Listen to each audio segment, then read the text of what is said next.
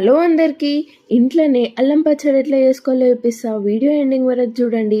First మ్యాంగోస్ని cut చేసుకొని చేసి ఆరబెట్టేసుకోండి. ఇప్పుడు ఒక కడాయిలో 900 గ్రామ్స్ ఆవాలని వేయించి చల్లగా కాగానే పౌడర్ వేసి పక్కన పెట్టుకోండి. అండ్ మీరు ఏవి వేయించినా కూడా లో ఫ్లేమ్లోనే వేయించాలి, అప్పుడే ఎక్కువ రోజులు నిల్వ ఉంటుంది పచ్చడి.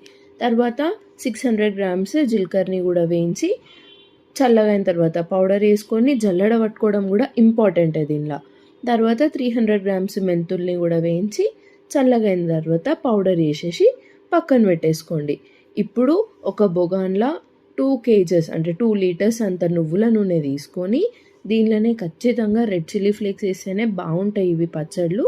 రెడ్ చిల్లీ ఫ్లేక్స్ వేసి ఒక 2 స్పూన్స్ ఆవాలు, 2 స్పూన్స్ జీలకర్ర వేసుకొని ఒక 1.5 kg అల్లం వెల్లుల్లి పేస్ట్ వేసుకొని మిక్స్ చేసి పక్కన పెట్టి, ఇప్పుడు ఒక బొగాన్లా మనం ముందే రోస్ట్ చేసి పెట్టుకున్న జీలకర్ర పొడి, ఆవాల పొడి, మెంతుల పొడి, 3 kgs కారంకి 3 kgs సాల్ట్ వేసి ఒక 1/2 kg వరకు పీల్ చేసేసిన గార్లిక్ వేసుకొని దీనిలోనే మామిడికాయ పీసెస్ వేసుకొని, మనం మామిడికాయ టెంక్ ఉంటుంది కదా అది కూడా పీసెస్లా కట్ చేసుకొనేసి దీనిలోనే మనం ముందే ఆయిల్ ప్రిపేర్ చేసినాం కదా ఆయిల్ వేసి మంచిగా మిక్స్ చేసుకొని 2 days అట్లా పెట్టిన తర్వాత ఇక వేడి వేడి అన్నంలా ఎప్పుడు కావాలంటే అప్పుడు తినేయచ్చు. 1 year వరకు కూడా స్టోర్ చేసుకోవచ్చు.